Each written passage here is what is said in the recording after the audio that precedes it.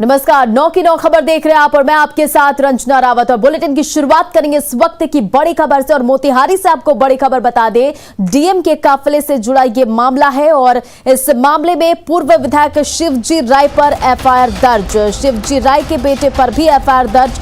तो मोतिहारी से ये बड़ी खबर, डीएम के काफिले पर हमला का मामला और पूर्व विधायक शिवजी राय पर एफआईआर दर्ज। शिवजी राय के बेटे पर भी एफआईआर दर्ज। 100 अज्ञात लोगों पर भी केस दर्ज। राजेपुर थाना में एफआईआर दर्ज कराया गया है और पूर्व विधायक पर ग्रामीणों को उकसाने और आरोप है।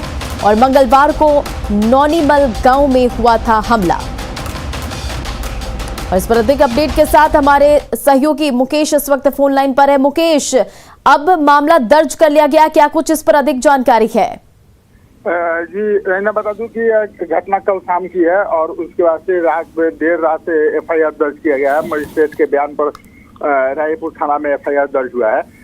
घटना में पकड़ीदयाल के एसडीओ कुमार रविंद्र और 4 पुलिसकर्मी और एक एसआई गंभीर रूप से घायल हुए थे, जिनको कमर में और चोट लगी थी और माथे पर भी कई लोगों के माथे फटे भी थे। देर रात मामला दर्ज हुआ और उसके बाद से पुलिस ने रात में ही कार्रवाई करना शुरू किया है। रात में छापेमारी करने गई पुलिस, लेकिन पूर्व विधायक और उनके पुत्र जो मेहसी के प्रखंड प्रमुख है वर्तमान में, वे फरार है और उनकी गिरफ्तारी नहीं हुई। सैकड़ों लोगों पर एफआईआर दर्ज किया गया है, जिनकी गिरफ्तारी का प्रयास किया जा रहा है। जी मुकेश, इन तमाम जानकारियों के लिए बहुत बहुत शुक्रिया। और अगली बड़ी खबर लखीसराय से, जहां हलसी थाना क्षेत्र के पीपरा गांव के पास ट्रक और बोलेरो में भीषण टक्कर हो गई और इस हादसे में बोलेरो सवार 6 लोगों की मौके पर ही मौत हो गई, जबकि 4 लोग घायल बताए जा रहे हैं। और स्थानीय लोगों ने घटना की सूचना हलसी थाना पुलिस को दी है। घटना की सूचना मिलते ही पुलिस घटनास्थल पर पहुंची और सभी मृतक जमुई जिले के रहने वाले बताए जा रहे हैं। वहीं ट्रक पर एलपीजी रसोई गैस सिलेंडर लदा हुआ है। तो ये बड़ी खबर आपको लखीसराय से बता रहे हैं और मामले से जुड़ी ये 2 तस्वीरें आप देखिए कि किस तरह से हादसा हुआ। बोलेरो की आप तस्वीर देख रहे हैं, क्षतिग्रस्त हुआ और बोलेरो पर सवार 6 लोगों की मौत हो गई और 4 लोग घायल बताए जा रहे हैं इस पूरे मामले में। समधी थे, उनका समधीन जो है सो पटना में एक्सपायर कर गई थी। उसी को जलाने वो लोग गए थे और जला के वो लोग लौट रहे थे। लौटने के क्रम में ही ये घटना यहाँ पर हुई। खैरा के पास नौडिहा एक गाँव है, वहीं का वो लोग थे जो रिलेटिव थे और उनका पैतृक गांव जो जिनका माँ जिनकी देहांत हुई थी, उनका घर भणरा है बगल में, वहीं थी। वही लोग थे उसमें और उसमें जो है सो 6 आदमी का स्पॉट डेथ हो गया और 2 आदमी जो है सो पटना गए हैं, वो हमारे गांव के हैं। और आज एक बार फिर मुख्यमंत्री नीतीश कुमार पूर्ण शराबबंदी की समीक्षा बैठक करने जा रहे हैं और इस बैठक में मुख्य सचिव, गृह सचिव, डीजीपी और तमाम शीर्ष अधिकारी शामिल होंगे। और इस बैठक में सभी जिलों के एसपी और डीएम भी मौजूद होंगे। और अधिक जानकारी दे रहे संवाददाता अमित कुमार। गोपालगंज, समस्तीपुर और बेतिया में हुई शराब कांड के बाद मुख्यमंत्री नीतीश कुमार ने कहा था कि 16 नवंबर को वो पूर्ण शराबबंदी की समीक्षा करेंगे और आज समीक्षा बैठक जो है वो एक अन्य मार्ग में आयोजित है। मुख्यमंत्री नीतीश कुमार जो है वो यहाँ पे जो शीर्ष अधिकारी हैं, मुख्य सचिव, गृह सचिव, डीजीपी, डीजी टीम के तमाम सदस्यों के साथ साथ एडीजी मुख्यालय और दूसरे जो शीर्ष अधिकारी हैं उनके साथ बैठक करेंगे। समीक्षा बैठक होगी। तमाम जिलों के जो डीएम, एसपी हैं वो भी इस बैठक में शामिल रहेंगे और मुख्यमंत्री सभी से एक-एक कर ये जवाब तलब करेंगे कि उनके जिलों में अब तक क्या उपलब्धि रही, पूर्ण शराबबंदी में कितनी गिरफ्तारियां हुई, कितनी कार्रवाइयां हुई और आखिर किन वजहों से जो है वो शराबबंदी जो है वो पूर्णतः सफल नहीं हो रही है। जो अधिकारी पूर्ण शराबबंदी को कामयाब करने में लापरवाही बरत रहे हैं, उनके खिलाफ क्या कार्रवाई हुई है। तो तमाम जो सवाल है वो मुख्यमंत्री करेंगे। और बताते चले कि आज की बैठक काफ़ी गर्मा-गर्म होने वाली है। तो इसको देखते हुए कल देर रात तक जो है पुलिस मुख्यालय में शीर्ष जो अधिकारी हैं, पुलिस के डीजीपी समेत तमाम जो शीर्ष अधिकारी हैं, डीजी टीम के जो लोग थे वो बैठे हुए थे। पूरी फाइल उन्होंने तैयार की है, रिकॉर्ड उन्होंने तैयार किया है। सभी जिले के एसपी से खुद डीजीपी ने बात करी है और ये इंश्योर किया है कि आज जब बैठक हो तो कहीं से भी जो मुख्यमंत्री जब सवाल करेंगे तो उसका जवाब देने में संकोच ना हो, कहीं से भी कोई कोताही ना नजर आए। इसको लेकर के खुद डीजीपी ने होमवर्क तैयार कर लिया है और आज अब यहाँ जब बैठक होगी थोड़ी देर में तो मुख्यमंत्री जब सवाल तलब करेंगे सभी अधिकारियों से, शीर्ष अधिकारियों से लेकर के जिले के पुलिस कप्तान, जिले के जिलाधिकारी से, तो उन्हें माकूल जवाब दिया जाए, माकूल जो है उन्हें बातों को उनके सामने मुख्यमंत्री के समक्ष रखा जाए। इसको लेकर के डीजीपी ने खुद होमवर्क तैयार कर लिया है। कैमरा पर्सन मनीष जुनेजा के साथ अमित कुमार, न्यूज़ 18 पटना। और शराबबंदी की वजह से शराब पीकर गाड़ी चलाने और सड़क हादसों के मामले में भारी कमी आई है। 2015 में शराब पीने और गाड़ी चलाने से हुए हादसों में 1557 लोगों की मौत हो गई थी, जबकि अब ऐसे हादसों में कमी आई है। जिस समय शराब पीते थे तो महिलाओं को प्रताड़ित करते थे, अपनी ही पत्नियों को लोग पीटा करते थे, मार देते थे और दारू की नज़र अपने बच्चों को मारपीट करते थे। उस सब में काफ़ी कमी आई है और अब समझते हैं कि और राजनी होता था लड़कियों के साथ, लेडीज़ के साथ, तो वो सब बंद हो गया है। उसके जो अच्छे परिणाम हैं वो सबको दिख रहे हैं। शराबबंदी जैसे अभूतपूर्व कदम को लागू करवाया, माहौल में काफ़ी परिवर्तन हुआ है। हाँ, कुछ लोग गड़बड़ियाँ फैलाते हैं, लेकिन चाहे वो एक्साइज डिपार्टमेंट के हों, पुलिस डिपार्टमेंट के हों, आम जनमानस हो, कोई भी गड़बड़ी करता है तो बिहार की सरकार, प्रशासन उस पर कार्रवाई करके नज़ीर पेश करता है और माहौल में तो ज़बरदस्त परिवर्तन हुआ ही है। आप देखिए कि पहले जब शराब यहाँ शुरू थी तो उस वक्त किस तरह का माहौल सड़कों पर हुआ करता था। महिलाएं असुरक्षित महसूस करती होंगी। घरेलू हिंसा में इतनी कमी आई है। पहले के तुलना में अपराध भी नगण्य हो चुका है और शराबबंदी की स्थिति ये है कि शराबबंदी से आज एक आम आदमी आराम से किसी भी समय सड़क पे घूम रहा है और सड़क दुर्घटनाएं कम हो गई है। अब बच्चे पाठशाला जाना चालू कर दिए हैं जो पहले मधुशाला की ओर जाते थे। और इधर छपरा में 45,000 की शराब जब्त की गई है और वाहन के साथ एक शख्स को भी गिरफ्तार, सीतामढ़ी का रहने वाला बताया जा रहा है तस्कर। और जब्त वाहन पर राजनीतिक पार्टी का झंडा लगा है। बिल्लू सिंह नाम की शख्स की ये गाड़ी बताई जा रही है। हो गया ना, ठीक सिग्नेचर की नहीं है। और मोतिहारी से एक और बड़ी खबर आपको बता दें, बारात गाड़ी ने 3 लोगों को कुचला, 3 की हालत गंभीर बताई जा रही है और नशे में था वाहन चालक। तो मोतिहारी से एक और बड़ी खबर आपको बता दें, बारात गाड़ी ने 3 लोगों को कुचला, तीनों की हालत गंभीर बताई जा रही है। नशे में था वाहन चालक, अस्पताल में एडमिट कराया गया और हरसिद्धि के जागा पाकड़ की ये घटना बताई जा रही है। तो मोतिहारी से ये बड़ी खबर आपको बता दें, जहां बारात गाड़ी ने 3 लोगों को कुचला, तीनों की हालत गंभीर बनी हुई है। वाहन चालक नशे में था और फिलहाल सभी का अस्पताल में इलाज चल रहा है और हरसिद्धि के जागा पाकड़ की ये घटना बताई जा रही है। और अगली बड़ी खबर बिहार से आपको बता दें कि बिहार में बस किराए की नई दरें तय कर दी गई है। परिवहन विभाग ने नया किराया तय किया। तो पटना से ये बड़ी खबर, जहां बिहार में बस किराए की नई दरें तय कर दी गई है और परिवहन विभाग ने नया किराया तय किया है। 2018 के बाद नई दरें ये तय हुई है और परिवहन विभाग ने अधिसूचना जारी किया है। साथ ही बता दें कि बसों का सफर अब महंगा होगा। अब सामान्य बसों का किराया 1.5 रुपए प्रति किलोमीटर है।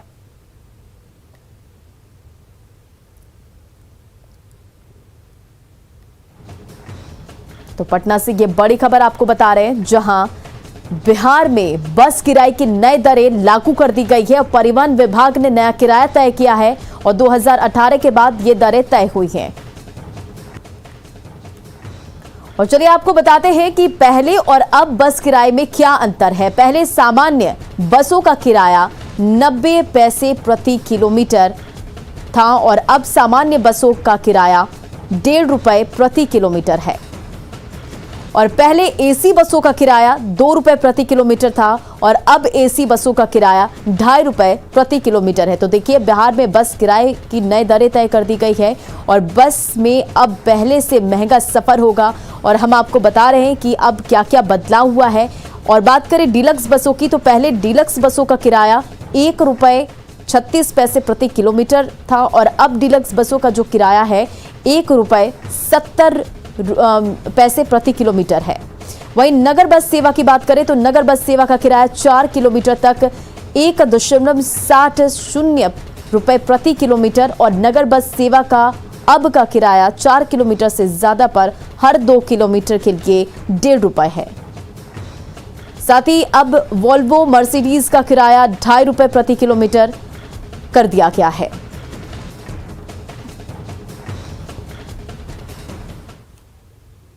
और अब बात बिहार गृह रक्षा वाहिनी के जवानों की जान से खिलवाड़ की।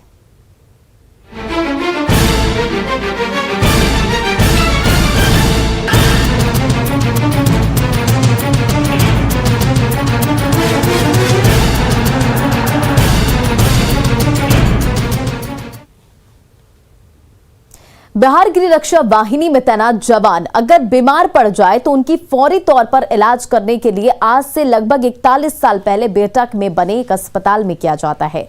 लेकिन ये अस्पताल महज एक डॉक्टर के भरोसे है और इस अस्पताल का हर एक कमरे की शोभा ताला महाराज बनाए हुए हैं और चाहे जांच रूम हो या दवा सेंटर, सभी कमरे में ताला लटका हुआ है। स्थिति का जायजा लिया हमारे सहयोगी अमित कुमार ने।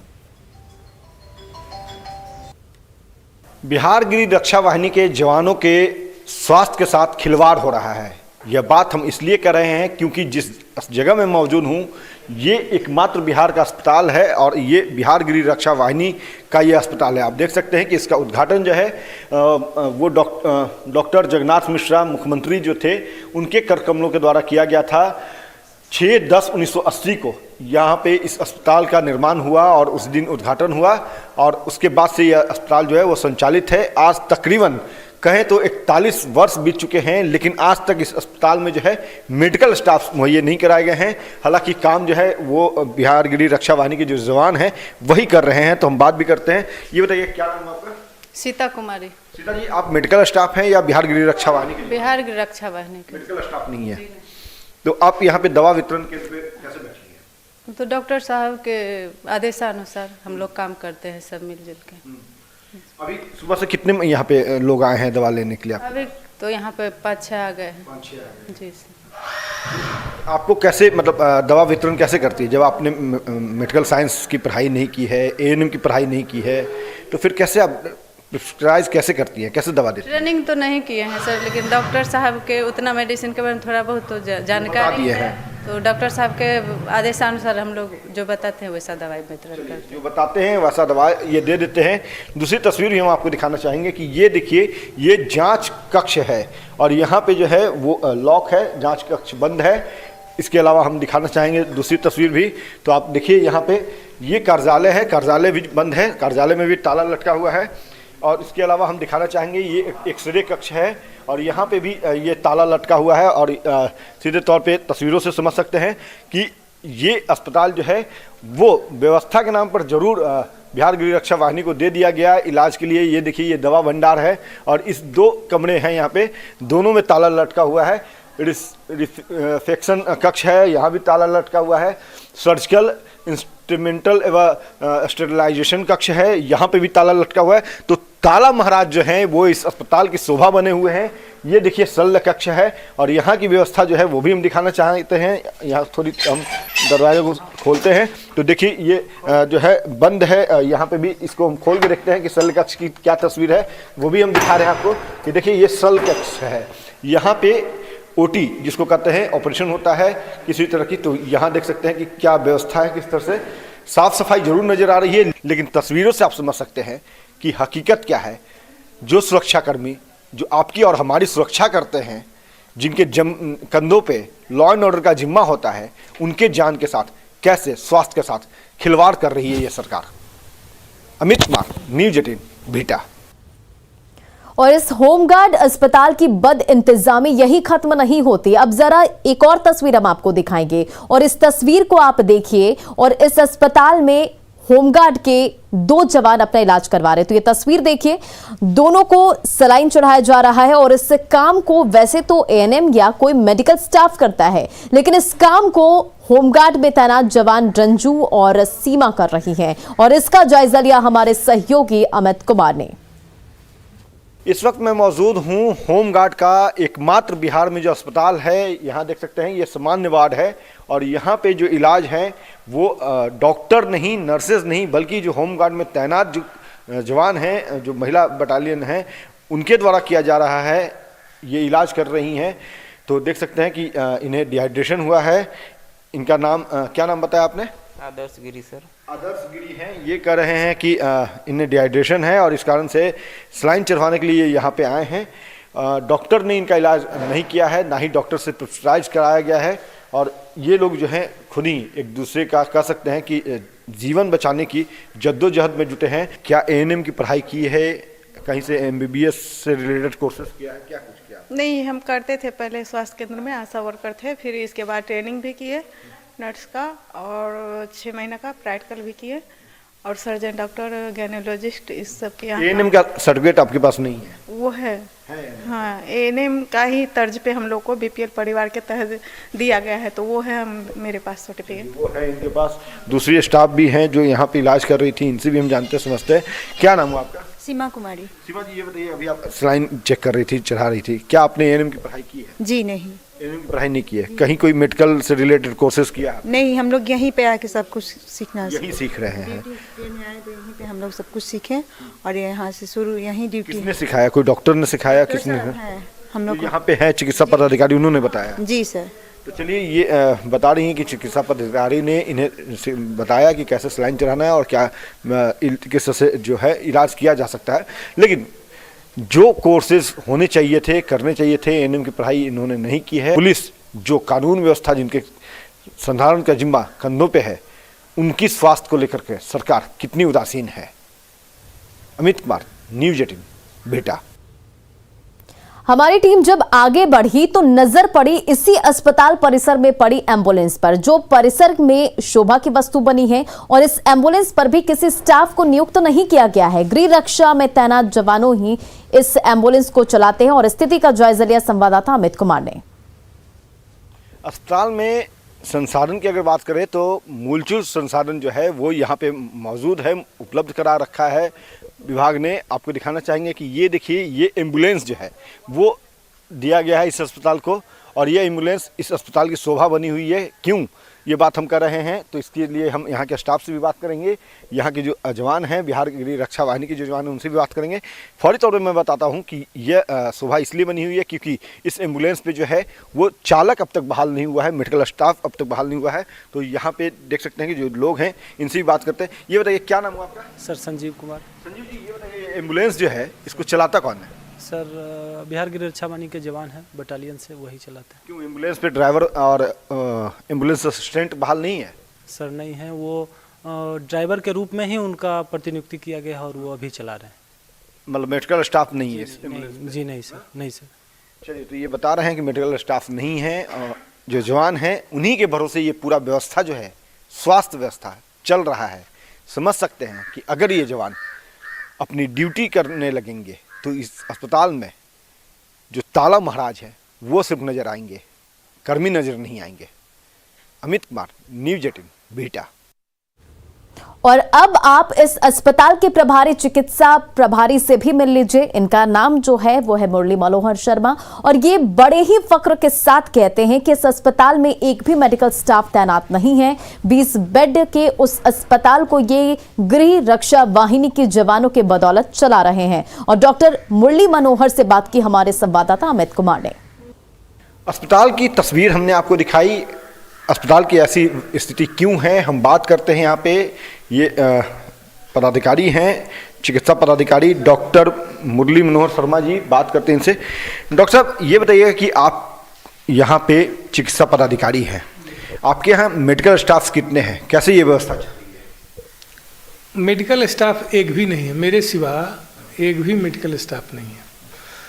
वो यहाँ जितने भी हैं होमगार्ड के जवान हैं, होमगार्ड स्पेशल बटालियन के 3 2 स्पेशल बटालियन के जवान हैं, 1 होमगार्ड के जवान हैं और 3 जो है महिला स्पेशल बटालियन के जवान। यहाँ पे आप इलाज भी कर रहे हैं, सलाइन भी चल रहा है, ये सब कैसे है?